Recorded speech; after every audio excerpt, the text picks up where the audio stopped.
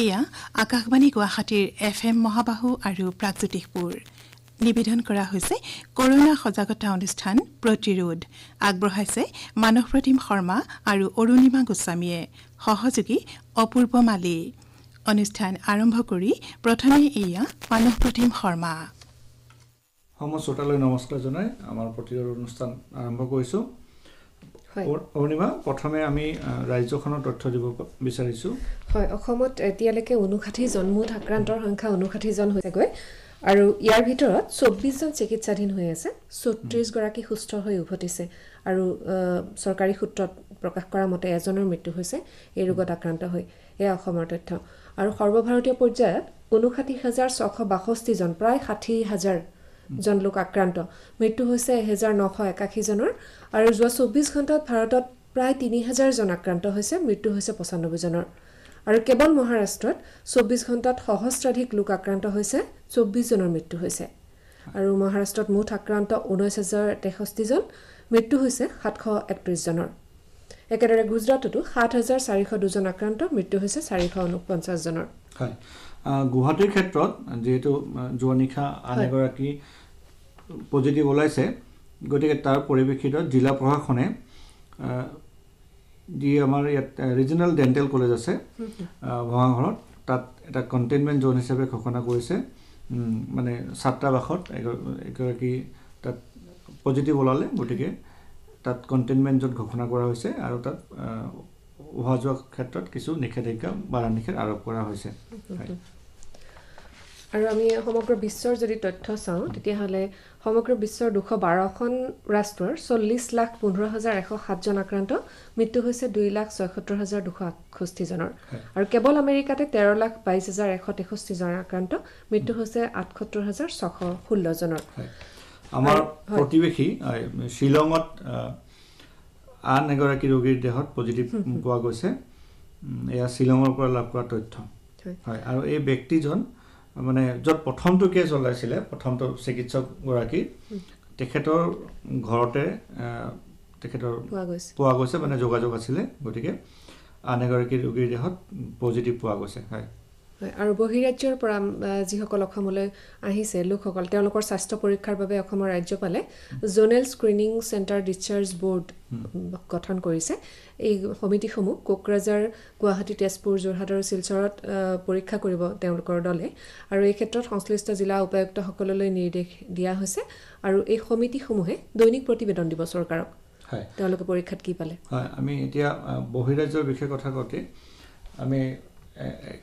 মুম্বাইৰ পৰা তথ্য লাভ কৰিছো কাৰণ তাৰ পূৰ্বে আমাৰ সৈতে টেলিফোনত সংযুক্ত হৈছে বিবৰা কৰ্কট প্ৰতিষ্ঠানৰ মুৰব্বী ডক্টৰ অমল কটকী ডাঙৰীয়া আমি ডক্টৰ কটকী ডাঙৰীয়াৰ সৈতে কিছু কথা পাতো হেল্ল'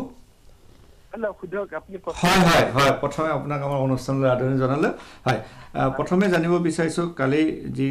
আপোনালোকৰ তাত এটা পজিটিভ কেছ ওলালে গতিকে তাৰ পৰৱৰ্তী তাৰ পিছত কি ব্যৱস্থা গ্ৰহণ কৰা হৈছে প্ৰথমে এই সন্দৰ্ভত জনাব আপুনি আগতীয়া কথাখিনি আপোনালোকে ইতিমধ্যে গম পাইছে কালি যিগৰাকী ব্যক্তিৰ মৃত্যু হৈছিলে তাৰ পাছত আমাৰ প্ৰশাসনৰ ফালৰ পৰা ডক্টৰ ভুৱনেশ্বৰ বৰুৱা কৰ্কট প্ৰতিষ্ঠানৰ ৰেচিডেন্সিয়েল যিটো এৰিয়া আছে সেইটো কণ্টেইনমেণ্ট জোন হিচাপে ঘোষণা কৰা হৈছে সেইটো এটা আৰু আমাৰ যিসকল ব্যক্তি আমাৰ সেই কিশোৰীগৰাকী সংস্পৰ্শলৈ আহিছিলে সেই মানুহসকলৰ সোৱাব টেষ্ট কৰা হৈ গৈছে আৰু আমাৰ কোৱাৰেণ্টাইনৰ ব্যৱস্থা কৰা হৈ গৈছে তেনেকে আমাৰ যোৱাকালি প্ৰায় 20 জন ব্যক্তিৰ আমাৰ কোৱাৰেণ্টাইন কৰা হৈ গৈছে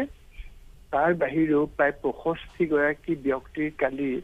সোৱাব টেষ্ট কালেক্ট কৰা হৈছে ফৰ টেষ্টিং আৰু আজিও সেই প্ৰক্ৰিয়াটো চলি আছে আৰু আমি ৰোগীসকলৰ প্ৰতি লক্ষ্য ৰাখি তেখেতসকলৰ স্বাস্থ্যৰ প্ৰতি লক্ষ্য ৰাখি কাৰণ তেখেতসকলে যথেষ্ট ভীতিগ্ৰস্ত হৈছে যে তেখেতসকলে ডক্টৰ ভুৱনেশ্বৰ বৰুৱা কৰ্কট প্ৰতিষ্ঠানত ট্ৰিটমেণ্ট লৈ আছিলে আৰু আজিৰ পৰা আমি ইমাৰ্জেঞ্চি ছাৰ্ভিচটো আৰম্ভ কৰিছো কিন্তু যিহেতু বৃহৎ সংখ্যক কৰ্মচাৰী আমাৰ ৰেচিডেন্সিয়েল কেম্পাছত থাকে আৰু এইটো কণ্টেইনমেণ্ট জোন হিচাপে পৰিগণিত হৈছে গতিকে আমাৰ ৱৰ্ক ফৰ্চটো কমি গৈছে গতিকে ৱৰ্ক ফৰ্চ কমি গ'লেও সোমবাৰৰ পৰা যিসকল ৰোগীয়ে নিয়মীয়াকৈ ৰেডিঅ'থেৰাপি চিকিৎসা আগৰ পৰা কৰি আহিছিলে বা যিসকল ৰোগীয়ে কেমোথেৰাপি চিকিৎসা কৰি আছিলে সেই চিকিৎসা আমি আৰম্ভ কৰিম সোমবাৰৰ পৰা। কিন্তু যিহেতু আমাৰ স্বাস্থ্যকৰ্মীৰ সংখ্যা কমি গ'ল সেইকাৰণে আমি নতুন ৰোগীক বা আমি OPD ছাৰ্ভিচটো আমি বন্ধ ৰাখিব লাগিব। আৰু বৰ্তমানেও প্ৰায় 78 জন ৰোগী ডক্টৰ ভুৱনেশ্বৰ বৰুৱা কৰ্কট প্ৰতিষ্ঠানত চিকিৎসাধীন হৈ আছে আৰু সেই ব্যক্তিসকলক আমি চিকিৎসা সেৱা আগবঢ়াই ৰাখিছোঁ। গতিকে আমি সকলোকে এটা কথা জনাব বিচাৰিছো যে এনেকুৱা সময়ত আমি সকলোৱে খুব সাৱধানতাৰে আগবাঢ়িব লাগিব, কাৰণ কৰ্মচাৰীসকলৰ স্বাস্থ্যৰ প্ৰতি দৃষ্টিও চাব লাগিব, ৰোগীসকলৰ দৃষ্টিৰ প্ৰতিও চাব লাগিব। গতিকে সকলো মানুহক আমি অনুৰোধ জনাইছো যে সকলোৱে সজাগ হওক, সকলোৱে সতৰ্ক হওক, সাৱধানতা অৱলম্বন কৰক আৰু এটা সহযোগিতাৰ মনোভাৱেৰে আমি সকলোৱে কাম কৰি যাব লাগিব। মই আপোনালোকৰ জৰিয়তে ৰাইজক জনাব বিচাৰিছো যে অকল চৰকাৰৰ ওপৰতেই ডিপেণ্ড নকৰি আমি যিখিনি কৰণীয় কাম যিখিনি আমি কৰিবলগীয়া হৈ আছে, যেনেকে আপুনি সকলোৱে মাস্ক পৰিধান কৰিব লাগে, যিটো সামাজিক দূৰত্ব বজাই ৰাখিব লাগে সেইটো এটা কথা, হেণ্ড চেনিটাইজাৰ ইউজ কৰিব লাগিব, এইখিনিৰ ওপৰত সকলোৱে গুৰুত্ব দিব লাগিব। আৰু যিকোনো ধৰণৰ আমাৰ যিটো ৰিউমাৰ কিছুমান ওলাই আছে সেই ৰিউমাৰ বিলাকৰ পৰা আমি আঁতৰি থাকিব লাগিব। কেতিয়াবা আমি দেখিবলৈ পাই যে অত্যাধিক ইনফৰমেশ্যন ছ'চিয়েল নেটৱৰ্কিং চাই বা মিডিয়াৰ পৰাই হওক, কেতিয়াবা অত্যাধিক ইনফৰমেশ্যন যেতিয়া হয় মানুহ কেতিয়াবা কনফিউজ হৈ যায়গৈ। গতিকে কোনটো শুদ্ধ কোনটো ভুল বিচাৰ কৰিবলৈ মানুহে টান পায়। আৰু এটা কথা আপোনালোক সকলোৱে জানা উচিত যে আমাৰ যদি ভয়ৰ দ্বাৰা আক্ৰান্ত হয়, এইখিনি সময়ত বিপদত মানুহে যদি ভয়ৰ দ্বাৰা আক্ৰান্ত হয় মানুহৰ ৰোগ প্ৰতিৰোধ কৰিব পৰা ক্ষমতাটো কমি যায়। গতিকে সেইকাৰণে আমি লক্ষ্য ৰাখিব লাগিব যে আমি যিকোনো ধৰণৰ পজিটিভ গঠনমূলক কামত ব্যস্ত হ'ব লাগিব, ভাল পঢ়া শুনা কৰা, কিতাপ পঢ়া, যি ধৰণৰ মানুহবিলাকৰ হবি আছে সেইবিলাক আমি পাৰ্চু কৰিব লাগিব। এইটো চাব লাগিব যে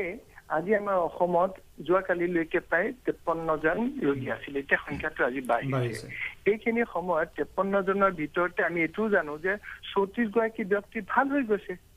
তাৰ ভিতৰত 18 জনে চিকিৎসা কৰি পাই শেষ হৈ গৈছে, তেওঁলোকো ভাল হৈ এইকেইদিনতে ওলাই যাব। মাত্ৰ 2 জন মানুহ মৃত্যু মুখত পৰিছে। সেইফালৰ পৰা চাবলৈ গ'লে এই ৰোগত আক্ৰান্ত হোৱা ব্যক্তিৰ মৃত্যু হোৱাৰ সম্ভাৱনা যথেষ্ট কম। এনকেফেলাইটিছ বা ডেংগু যিমান বেছি মানুহ মৰে তাতকৈ যথেষ্ট কম। কিন্তু ইয়াৰ দ্বাৰা মই এইটো ক'ব বিচৰা নাই যে মৃত্যুৰ হাৰ কম গতিকে মানুহে একো চিন্তা কৰিব নালাগে, মই সেইটো কোৱা নাই। কিন্তু মই সাৱধানতা যিখিনি ল'ব লাগে সেইখিনিৰ কাৰণে মই ৰাইজক আপোনালোকৰ মাধ্যমেৰে অনুৰোধ কৰিব বিচাৰিছো। আৰু যিকোনো ধৰণৰ ধৰি লওক মেডিটেশ্যন, যোগা, ঘৰতে থাকি পঢ়া শুনা কৰা, ঘৰুৱা মানুহৰ লগত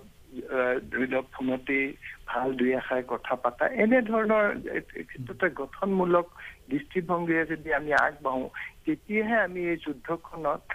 জয় কৰিবলৈ সক্ষম হ'ম। কিন্তু তাকে নকৰি যদি আজি আমি যি ধৰণে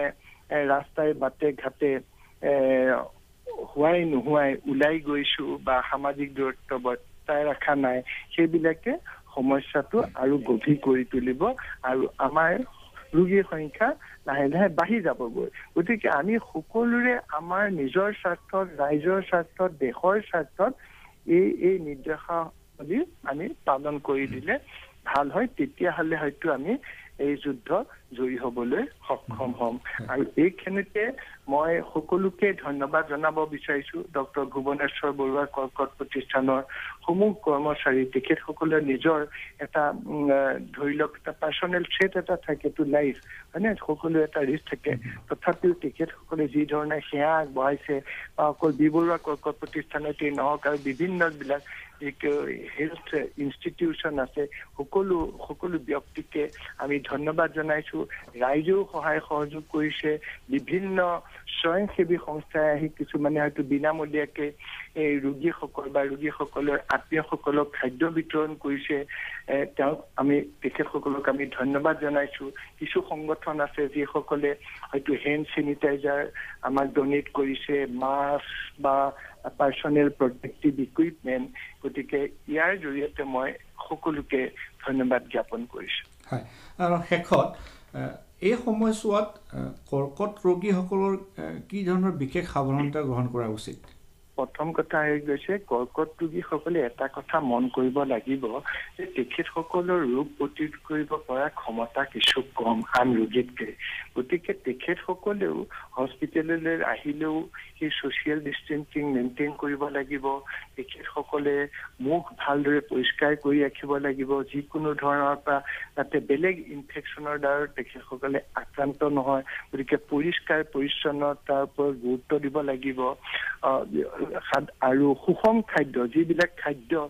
সহজে হজম হয় সেইবিলাক তেখেতসকলে খাব লাগিব মুখখন গাৰ্গুল কৰি থকাটো ভাল পৰিষ্কাৰ কৰি ৰখাটো ভাল আৰু এটা পজিটিভ মাইণ্ডছেট লৈ যদি তেখেতসকলে আগবাঢ়ে তেতিয়া মই ভাবিছো তেখেতসকলৰ কাৰণে যথেষ্ট সহায়ক হ'ব বুলি আমি ভাবিছো আৰু যিসকল ব্যক্তি ধৰি লওক মুখগহ্বৰৰ কৰ্কট ৰোগ হৈছে তেওঁলোকে হয়তো চিকিৎসা আৰম্ভ কৰিব পৰা নাই বা আহিব পৰা নাই কিন্তু তেখেতসকলৰ বেয়া দাঁত আছে এতিয়া তেখেতসকলে দন্ত চিকিৎসকৰ লগত ইতিমধ্যে পৰামৰ্শ কৰি এই বেয়া দাঁতবিলাক উঠাই দিয়াৰ ব্যৱস্থা কৰিব লাগে যিবিলাকৰ মুখত কৰ্কট ৰোগ হৈছে যাৰ ৰেডিঅ'থেৰাপি হয়তো আগতে চিকিৎসা দিবলগীয়া হ'ব পাৰিব মুখৰ গহ্বৰত সেইসকল কৰ্কট ৰোগীয়ে এই সময়খিনি এনেই খৰচ নকৰি দন্ত চিকিৎসকৰ পৰামৰ্শ ল'ব লাগে কাৰণ বেয়া দাঁত তাত থাকিলে উঠাই দিয়া উচিত কাৰণ নহ'লে তেখেতসকলৰ ৰেডিঅ'থেৰাপি দিয়াত অসুবিধা হয় বা দিলেও যথেষ্ট কমপ্লিকেশ্যন হয় আৰু অত্যাধিক পৰিমাণৰ তেখেতসকলে পনীয়া খাদ্য বা পানী বেছি খোৱা উচিত আৰু নিউট্ৰিচিয়াছ বস্তু খোৱা উচিত আৰু যিসকলৰ অন্য বেমাৰ আছে কেঞ্চাৰৰ লগতে ধৰি লওক ডায়েবেটিছ হাইপাৰটেনশ্যন সেইবিলাক যাতে যিসকল চিকিৎসকৰ লগত পৰামৰ্শত আছে তেখেতসকলৰ পৰামৰ্শ অনুসৰি সেই ৰোগবিলাক কণ্ট্ৰল কৰি থাকিব লাগিব ডায়েবেটিছ কণ্ট্ৰল কৰিব লাগিব হাইপাৰটেনশ্যন কণ্ট্ৰল কৰি থাকিব লাগিব আৰু খুব ব্ৰিডিং এক্সাৰচাইজটো খুব ভাল প্ৰাণায়াম হ'ব পাৰে বা ডিপ ব্ৰিডিং এক্সাৰচাইজ আৰু অকণমান ঘৰৰ ভিতৰতে খোজ কাঢ়ি যদি থাকে তেখেতসকলৰ হয়তো মানে শাৰীৰিক সুস্থতা আৰু বেছি ভাল হ'ব বুলি আমি ভাবোঁ আৰু ডক্টৰ ভুৱনেশ্বৰ বৰুৱা কৰ্কট প্ৰতিষ্ঠানত মই আপোনাক জনাইছোৱেই যে আমাৰ সোমবাৰৰ পৰা চিকিৎসাবিলাক আৰম্ভ হ'ব কিন্তু বৰ্তমান নতুন ৰোগীৰ কাৰণে নহয় আৰু কিন্তু যেতিয়াই আমাৰ অৱস্থাটো উন্নতি হ'ব তেতিয়াহ'লে হয়তো আমি পৰ্যায়ক্ৰমে নতুন ৰোগীকো আমি পৰীক্ষা কৰিবলৈ বা চিকিৎসা কৰিবলৈ সক্ষম হ'ম হয়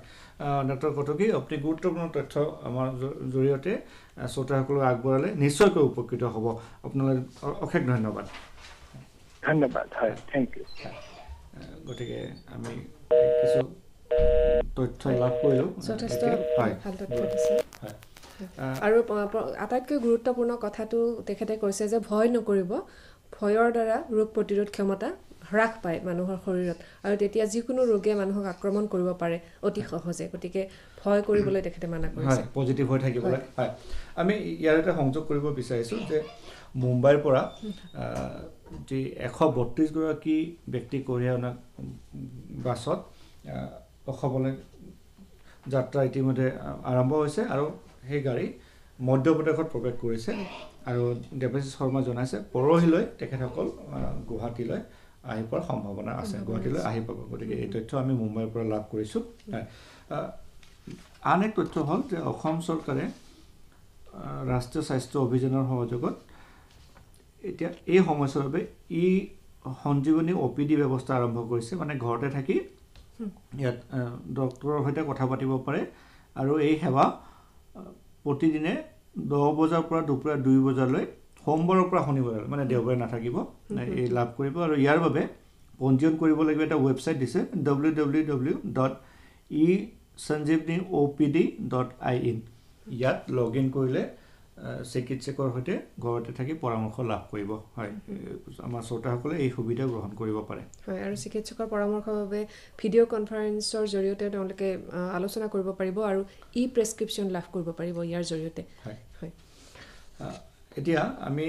কিছু সময় পূৰ্বে জনাইছিলোঁ যে ৰাজ্যপালৰ উদ্ধৃতিৰে যে ইয়াৰ এখন কমিটি এখন গঠন কৰা হৈছিলে এই কমিটিখনে কিদৰে স্ক্ৰিনিং আদিৰ ব্যৱস্থা গ্ৰহণ কৰিব গতিকে এই ক্ষেত্ৰত আকৌ পুনৰ এটা তথ্য জনাব বিচাৰিছোঁ যে যিসকল ব্যক্তিয়ে এতিয়া নিজ বাহনেৰে বা ভাড়া কৰি অনা বাহনেৰে অসমলৈ প্ৰৱেশৰ বাবে যাত্ৰা অব্যাহত ৰাখিছে তেখেতসকলক 5টা স্থানত তাত স্ক্ৰিনিং কৰা হ'ব তেখেতসকলৰ তাত যিটো সোৱেব টেষ্ট যাক কয় এইটো সংগ্ৰহ কৰা হ'ব সংগ্ৰহ কৰি তেওঁলোকৰ যাৱতীয় পৰীক্ষা পাতি কৰা হ'ব আৰু এই সময়ছোৱাত তেখেতসকলক তাত থকাৰ বা ৰখাৰ ব্যৱস্থা কৰা হৈছে আৰু যদি তেখেতসকলৰ এইটো টেষ্টটো পজিটিভ আহে তেতিয়াহ'লে তেখেতসকলৰ প্ৰট'কল অনুসৰি তেখেতসকলৰ চিকিৎসা কৰা হ'ব আৰু যদি পজিটিভ নাহে তেতিয়াহ'লে যিটো কৈছিলে হাতত ষ্টিকাৰ মাৰি মানে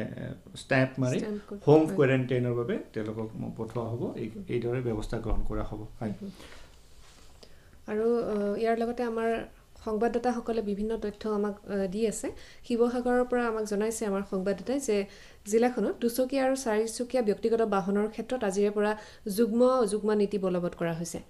চলাচলৰ ক্ষেত্ৰত যাতে যান বাহনৰ চলাচল কিছু হ্ৰাস কৰিব পৰা যায়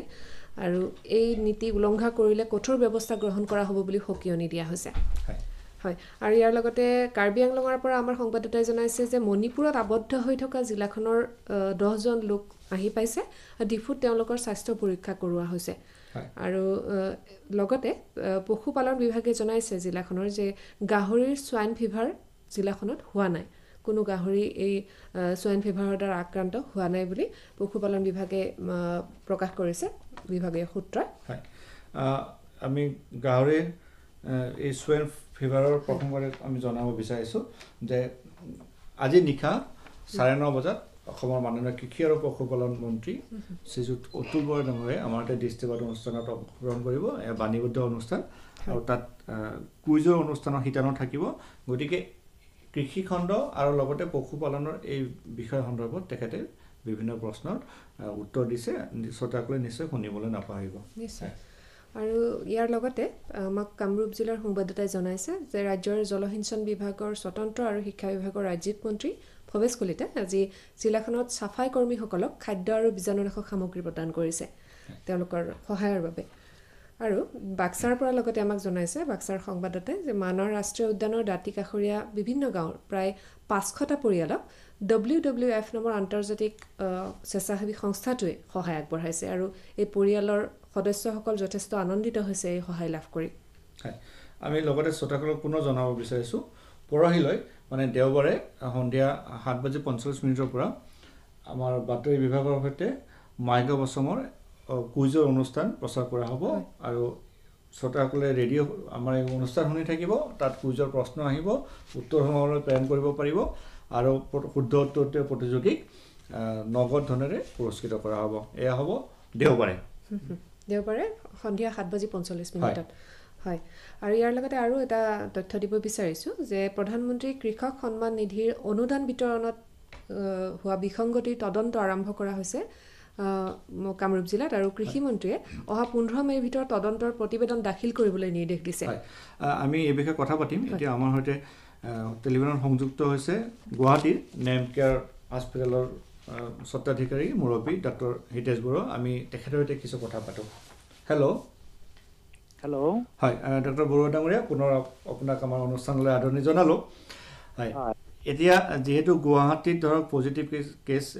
সংখ্যা পূৰ্বৰ তুলনাত বৃদ্ধি হৈছে অকণমান ৰাইজৰ মনত এটা নিগেটিভ কিছু চিন্তা সোমাইছে গতিকে এই সময়ত আমি কিদৰে পজিটিভ হৈ থাকিব লাগে আচলতে আমি কোনো আতংকিত হোৱাৰ কোনো কাৰণ নাই কথাটো হৈছে কেনেকুৱা আমি এটা কথা স্পষ্ট কৰি দিব বিচাৰিছোঁ যে এই যিটো কৰোনাৰ বিৰুদ্ধে আমাৰ যুদ্ধ বা কৰোনাৰ বিৰুদ্ধে যিটো যুঁজ এই যুঁজৰ আমি প্ৰত্যেকজনে এজনক সৈনিক প্ৰত্যেকজন ব্যক্তিয়ে আমি একোজন সৈনিক গতিকে আমি সৈনিক হিচাপে আমি যুদ্ধ আৰম্ভ কৰিব লাগিব নিজৰ যিখিনি নিজৰ পৰা যিখিনি কৰিব লাগিব কৰণীয় আছে সেইখিনি কৰাটোৱে হৈছে আমাৰ যুদ্ধৰ চেষ্টা বা যুদ্ধ আমি কেনেধৰণে যুদ্ধ কৰিম তাৰ পৰিক্ৰমাটোৱে হৈছে নিজৰ শৈলীটোৱে হৈছে যে নিজক আমি কি ধৰণে আত্মনিয়োগ কৰিছো এটাৰ দ্বাৰা যে আমি ছ'চিয়েল ডিষ্টেন্স মেইনটেইন কৰিছো আত্মনিয়োগ কৰিছো এটাৰ দ্বাৰা যে আমি মাস্ক পৰিধান কৰিছো আত্মনিয়োগ কৰিছো এটাৰ দ্বাৰা যে আমি যিমান পাৰো আমি আমাক নিজকে আবদ্ধ কৰি ৰাখিছো নিজৰ ঘৰৰ ভিতৰত কোনো প্ৰয়োজন নহলে নিশ্চয় কেতিয়াও আমি আঁতৰত থাকিব নালাগে আমি এটা কথা কৈছো যে আমি যিটো আশংকাত ভুগিছো বা আমি যিটো ভয়ত আমি আৰ্তনাদত ভুগিছো সেইটো হৈছে আমাৰ কাৰণে এইটো কাৰণে যে আমাৰ ওপৰত যিখিনি আদেশ বা নিৰ্দেশ দিয়া হৈছে সেইখিনি আমি পালন কৰিম নে নকৰিম সেইটোৰ কাৰণে কিন্তু আপুনি চাওক মই এটা উদাহৰণ দিছো আজি বিভিন্ন কাণ্ট্ৰিত বিভিন্ন দেশত যে দেশক মই উদাহৰণ দিছো আমেৰিকাত তাত কোনো লকডাউন দিয়া নাই কিন্তু মানুহে নিজে মানি লৈছে আপুনি চাওক চাইনাত হৈ গ'ল কিন্তু এতিয়াও যদিও কোনো কৰোণা ভাইৰাছৰ পেচেণ্ট নাই তথাপিও তেওঁলোকে এতিয়াও তেওঁলোকৰ নিয়মবিলাক মানি আছে কিন্তু নিয়ম মনাটো সম্পূৰ্ণ নিজৰ কথা গতিকে মই এইটো কথাই ক'ব খুজিছো যে আমি নিজেই নিজক চম্ভালিব লাগিব নিজেই নিজক আগত ৰাখিব লাগিব যে মই কি ধৰণে এই কৰোণাৰ বিৰুদ্ধে যুঁজিম মই সেইকাৰণে আকৌ কৈছো যে আমি প্ৰত্যেকজনে একোজন সৈনিক আমাৰ সৈনিকৰা আমাৰ যুদ্ধৰ নিজৰ শৈলীৰ দ্বাৰাই আমি যুদ্ধ দিব লাগিব আৰু আমি এই যুদ্ধত জিকিব লাগিব গতিকে মই সমগ্ৰ ৰাইজক মই এটাই কাটৰ অনুৰোধ কৰিছো আপোনালোকে অকল ছ'চিয়েল নহয় ফিজিকেল ডিষ্টেন্স মেইনটেইন কৰক নাম্বাৰ 1 নাম্বাৰ 2 আপোনালোকে মাস্ক পৰিধান কৰক যেহেতু এই ভাইৰাছটো আমাৰ নাক আৰু মুখেৰে প্ৰথমে প্ৰৱেশ কৰে গতিকে নাক আৰু মুখক আপুনি ঢাকি ৰাখক দূৰত্ব বজাই ৰাখক আৰু যিমান পাৰে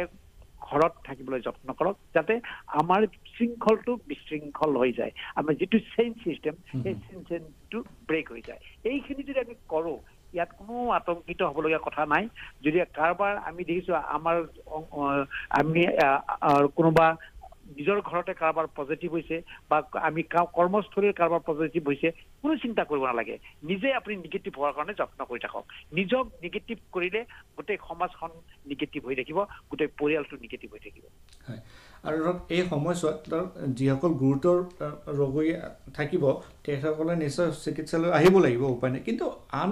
ৰোগী বা আন কিবা সমস্যাৰ সৃষ্টি হ'লে ঘৰতে থাকি কিদৰে চিকিৎসকৰ পৰামৰ্শ লাভ কৰিব পাৰে বা কিদৰে ঘৰতে থাকি নিজকে আমিতো খোলা ৰাখিছো আমি সম্পূৰ্ণ এতিয়া কোনো পইচা দিব নালাগে কোনো কৰিব নালাগে আপোনালোকে অভাৰ টেলিফোন আপোনালোকে এডভাইচ ল'ব পাৰে যে অভাৰ টেলিফোন এডভাইচ লৈ যদি আপুনি ঘৰতে চিকিৎসাটো কৰিব পাৰে কিনো দিগদাৰ আছে হয় নহয় জানো গতিকে আমি প্ৰত্যেকজন চিকিৎসককো মই অনুৰোধ কৰোঁ মোৰ ফালৰ পৰা যে আমি এই যিটো দুৰ্যোগৰ সময়ত আমি প্ৰত্যেকজন চিকিৎসকে ঘৰৰ পৰাই অভাৰ টেলিফোন আমি তেওঁলোকক ট্ৰিটমেণ্ট কৰিব পাৰোঁ তেওঁ আমাৰ যিখিনি সাম্যক জ্ঞান সেই জ্ঞানখিনি তেওঁলোকক এডভাইচ দিব পাৰোঁ যে আপুনি এইটো কৰক সেইটো কৰিলে ভাল হ'ব এইটো কৰিলে ভাল হ'ব সেইখিনি তেওঁলোকৰ কাৰণে বহুত ডাঙৰ শক্তি বহুত ডাঙৰ তেওঁলোকৰ মানে ইনস্পাইৰেশ্যন পাব গতিকে মই চিকিৎসকসকলৰ ক্ষেত্ৰতো মই ক'ব খোজোঁ যে আমি অভাৰ টেলিফোনে এতিয়া মানুহক উপদেশ দিব পাৰোঁ পৰামৰ্শ দিব পাৰোঁ আৰু তেওঁলোকেও তাৰ দ্বাৰা যাতে কোনো ত্ৰাসত নাথাকে শংকাত নাথাকে তাৰ পৰা আমি মুক্তি দিব পাৰোঁ হয় আৰু ধৰক এই সময়ছোৱাত আপুনি প্ৰথমে ক'লে যে আমি ছ'চিয়েল ডিষ্টেন্সিং ফিজিকেল ডিষ্টেন্সিং মানি চলিব লাগে মাস্ক পৰিধান কৰিব লাগে কিন্তু ধৰক কিছু সংখ্যক ব্যক্তি সম্ভৱত এই নিয়ম তেওঁলোকে মানি চলা নাই বা এতিয়া শংকাবোধ আছে এই শংকাবোধ কিমান ক্ষতিকাৰক হ'ব পাৰে আমাৰ বাবে সেইটোৱে হৈছে প্ৰধান ট্ৰিটমেণ্ট সেইটোৱে হৈছে আমাৰ প্ৰধান কাৰণ যিটোৰ কাৰণে আমাৰ এজনৰ পৰা আনজনলৈ আন এজনলৈকে সংক্ৰামক হৈ আছে আপুনি চাওক এজন মানুহ এজন মানুহে দিনটোত কিমান মানুহৰ লগত সংস্পৰ্শত আহিছে সেই প্ৰত্যেকজন সংস্পৰ্শলৈ অহা মানুহৰ পৰাই এই ইনস্পেকশ্যনটো আহিব পাৰে গতিকে ফাৰ্ষ্ট কথাটো আমাৰ ডিষ্টেঞ্চ আমি 1 মিটাৰ দূৰত যদি আমি থাকোঁ আমাৰ মুখত যদি আমি মাস্ক পৰিধান কৰোঁ নিশ্চয় সেই আনজন যদি কোনোবা সংক্ৰমিত ৰোগী আছেও তেওঁৰ পৰা মোলৈকে বিয়পি নাহে গতিকে সেই কথাখিনি আমি চিন্তা কৰিব লাগিব, আমি ভাবিব লাগিব যে মই মোক কেনেকৈ বচাই ৰাখিব পাৰোঁ, মই কেনেকৈ মোক COVID-19 পজিটিভ নোহোৱাৰ পৰা আঁতৰাই ৰাখিব পাৰোঁ, সেই কথাখিনি মই নিজেই নিজক ট্ৰিটমেণ্ট কৰিব লাগিব। আমি ধৰি ল'ব লাগিব সেইটোৱে আমাৰ প্ৰাথমিক চিকিৎসা আৰু সেইটোৱে আমাৰ প্ৰথম চিকিৎসা, যিটো চিকিৎসা মই নিজেই কৰিব পাৰোঁ, আনে কৰি দিব নালাগে। হয়, ডক্টৰ বৰুৱা ডাঙৰীয়া, আপুনি যথেষ্ট ভাল তথ্য কথা আহ্বান ৰাইজলৈ জনালে। আপোনাৰ এই সুপৰামৰ্শ আমিও আশা কৰোঁ সকলোৱে মানি চলক, সকলোৱে মানি চলক। আৰু মোৰ অনুৰোধ সকলোৱে সুখে থাকক, সন্তোষে থাকক আৰু সুস্বাস্থ্যৰে থাকক। আৰু এই সুস্বাস্থ্যৰে থাকিবৰ কাৰণে আনে আদেশ দিয়াতকৈ নিজৰ আদেশখিনি নিজে মানি লওক, এইটো বৰ ডাঙৰ কথা। হয়, আপোনালৈ অশেষ ধন্যবাদ। Thank you. গতিকে দুগৰাকীকৈ জ্যেষ্ঠ চিকিৎসক, হয়, তেখেতসকলে একেখিনি কথাই ক'লে, হয়, যে এই সময়ত আমি কি কৰিব লাগে, সকলোৱে এইটো মানি চলা উচিত, নহ'লে বিপদ অনিবাৰ্য নিশ্চয়কৈ। আৰু ডাক্তৰ বৰুৱাই এটা যথেষ্ট গুৰুত্বপূৰ্ণ কথা কৈছে যে নিজক কৰোনা নিগেটিভ কৰাৰ বাবে পজিটিভ হয়, আমি পজিটিভ হৈ থাকিব লাগে, ইতিবাচক চিন্তা চৰ্চাৰ অধিকাৰী হয়। আমাৰ শেহতীয়া তথ্য অনুসৰি কেন্দ্ৰীয় স্বাস্থ্য আৰু পৰিয়াল কল্যাণ মন্ত্ৰী ডক্টৰ হৰ্ষবৰ্ধনে ভিডিঅ' কনফাৰেন্স কৰি আছে। তাত অসমৰ ৰাজ্যিক মন্ত্ৰী পীয়ুষ হাজৰিকা আৰু অসম চৰকাৰৰ স্বাস্থ্য বিভাগৰ জ্যেষ্ঠ বিষয়াসকলে অংশগ্ৰহণ কৰিছে ভিডিঅ' কনফাৰেন্সৰ জৰিয়তে। আমাৰ আৰু আন কি তথ্য আছে উৰা বাতৰি, আমি উৰা বাতৰিৰ সদায় বিৰোধিতা কৰি আহিছোঁ, উৰা বাতৰি নিবিও পাব। আৰু তথাপি ছ'চিয়েল মিডিয়াত বিভিন্ন ধৰণৰ উৰা বাতৰি প্ৰচাৰ হৈ আছে। এনেকুৱা ধৰণৰ এটা উৰা বাতৰিৰ বিষয়ে কৈছোঁ। ছ'চিয়েল মিডিয়াত এটা অডিঅ' মেছেজ ভাইৰেল হৈছে যে কেন্দ্ৰীয় চৰকাৰে প্ৰতিখন ৰাজ্যৰ প্ৰতিজন COVID-19 ৰোগীৰ চিকিৎসাৰ বাবে ৰাজ্য চৰকাৰক প্ৰতিজন ৰোগীৰ বাবদ 3 লাখ টকাকৈ প্ৰদান কৰিছে বা কৰিব। আৰু কেন্দ্ৰীয় স্বাস্থ্য মন্ত্ৰালয়ে এই তথ্য সম্পূৰ্ণ ভুৱা বুলি স্পষ্ট কৰি দিছে যে এনেধৰণৰ কোনো সিদ্ধান্ত লোৱা হোৱা নাই আৰু এনেধৰণৰ সিদ্ধান্ত লোৱা সম্ভৱো নহয়। হয়, আৰু ইয়াৰ লগতে বিহাৰৰ জামলপুৰত থকা ভাৰতীয় ৰেল প্ৰশিক্ষণ সংস্থাক লক্ষ্ণৌলৈ স্থানান্তৰিত কৰাৰ কোনো তথ্য নাই বুলি স্পষ্ট কৰি দিয়া হৈছে। ৰেল মন্ত্ৰালয়ে এই কথা স্পষ্ট কৰিছে। হয়, দ্বিতীয়তে আমাক আন এক তথ্য আমাৰ হাতলৈ আহিছে, মই এইটো জনাবলৈ চেষ্টা কৰিম পৰৱৰ্তী সময়ছোৱাত, যে এই তথ্যটো হ'ল এতিয়া আমি দেখিছোঁ যে ভাৰতবৰ্ষৰ যিসকল নাগৰিক বহিৰাষ্ট্ৰত আবদ্ধ হৈ আছিলে তেখেতসকলক বন্দে ভাৰত অভিযানৰ অধীনত উভতাই অনাৰ প্ৰচেষ্টা ইতিমধ্যে আৰম্ভ হৈছে। আমি এই বিষয়ে কালি কথা পাতিছিলোঁ। ৰাজ্যৰ মুখ্য সচিবে এটা টুইট কৰিছে এই সন্দৰ্ভত যে বিদেশত থকা প্ৰায় 2000ৰ অধিক অসমৰ ব্যক্তিয়ে ইতিমধ্যে অসম চৰকাৰৰ সৈতে যোগাযোগ কৰিছে উভতি অহাৰ বাবে। আৰু এই ইমেইলসমূহ আৰু এই তথ্যসমূহ মিনিষ্ট্ৰী অফ এক্সটাৰ্নেল এফেয়াৰ্ছলৈ প্ৰেৰণ কৰিছে অসম চৰকাৰৰ তৰফৰ পৰা। আৰু কেন্দ্ৰীয় চৰকাৰৰ SOP অনুসৰি এই ক্ষেত্ৰত পৰৱৰ্তী কাৰ্যব্যৱস্থা বা কিদৰে তেওঁলোকে পঞ্জীয়ন কৰিব লাগে এই সন্দৰ্ভত সিদ্ধান্ত গ্ৰহণ কৰিব আৰু এই বিষয়ে অৱগত কৰাব। এয়া টুইট যোগে জনাইছে অসমৰ মুখ্য সচিবে। আৰু শেষত আৰু এটা তথ্য দিব বিচাৰিছোঁ। ভাৰতত PPE কিটৰ গুণগত মান নিশ্চিত নোহোৱাৰ বাবে ইয়াৰ সংখ্যা পৰ্যাপ্ত নহয় বুলি একাংশ মাধ্যমত প্ৰচাৰ হৈছে। আৰু ইয়াৰ বিপৰীতে কেন্দ্ৰীয় স্বাস্থ্য মন্ত্ৰালয়ে কৈছে যে 8টা পৰীক্ষাগাৰ আছে ইয়াৰ মান পৰীক্ষাৰ বাবে, গতিকে পৰীক্ষা ভালদৰে কৰা হয় আৰু পৰ্যাপ্ত পৰিমাণে কিট মজুত আছে। ইয়ালৈ কোনো বিভ্ৰান্ত হোৱাৰ কোনো ধৰণে আৱশ্যক নাই। হয়, এই কথাও আমি পূৰ্বেও কেন্দ্ৰীয় চৰকাৰৰ উদ্ধৃতিৰে আমি শ্ৰোতাসকলক জনাইছিলোঁ। হয়, আমি পুনৰ জনাওঁ আজি নিশা 9:30 বজাত অসমৰ কৃষি আৰু পশুপালন মন্ত্ৰী শ্ৰীযুত অতুল বৰা ডাঙৰীয়াৰ সৈতে হোৱা 1 ঘণ্টা সাক্ষাৎকাৰ আমি প্ৰচাৰ কৰিম। আৰু লগতে কুইজৰ অনুষ্ঠান থাকিব। কুইজত অংশগ্ৰহণ কৰি শুদ্ধ উত্তৰ দিয়া প্ৰতিযোগীয়ে অৱশ্যে নিৰ্দিষ্ট সংখ্যক প্ৰতিযোগীয়ে পুৰস্কাৰ লাভ কৰিব। আৰু কাইলৈ সন্ধিয়া 7:45 আমি আকাশবাণী গুৱাহাটী কেন্দ্ৰৰ বাতৰি বিভাগে মাইগভ অসমৰ সৈতে যুটীয়াভাৱে আমি কুইজৰ অনুষ্ঠান প্ৰচাৰ কৰিম। অকল তাত কুইজৰ অনুষ্ঠানে থাকিব আৰু তাত ফোন নম্বৰসমূহ আমি এই অনুষ্ঠানৰ মাজতে আমি শ্ৰোতাসকলক জনাম। আৰু শেষত অৰুণিমা আমাৰ কি তথ্য আছে শ্ৰোতাসকলৰ বাবে? গতিকে তথ্য আৰু দিব আচলতে নিবিচাৰোঁ, আমি তথ্য দিয়েই থাকিম প্ৰতিদিনে। গতিকে আমি ক'ব খুজিছোঁ যে দুগৰাকী জ্যেষ্ঠ চিকিৎসকে আপোনালোকক আহ্বান জনালে। হয়, গতিকে ইতিবাচক মন লৈ থাকক, সুস্থ চিন্তা কৰক আৰু ঘৰতে থাকক, সুৰক্ষিত থাকক আৰু শুদ্ধ তথ্যৰ বাবে আকাশবাণী শুনি থাকক। ধন্যবাদ।